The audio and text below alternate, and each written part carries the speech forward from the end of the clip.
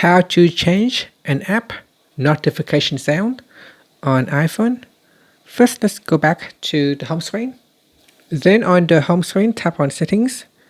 Now from the Settings page, we scroll down, and in here, we tap on Notifications.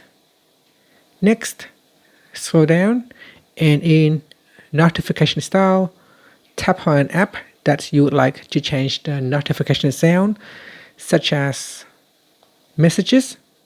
Now in here, we scroll down and tap on Sounds. And from the list here, select a sound that you prefer to use.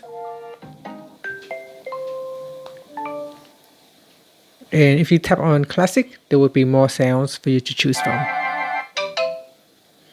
Okay, so select your favorite sound.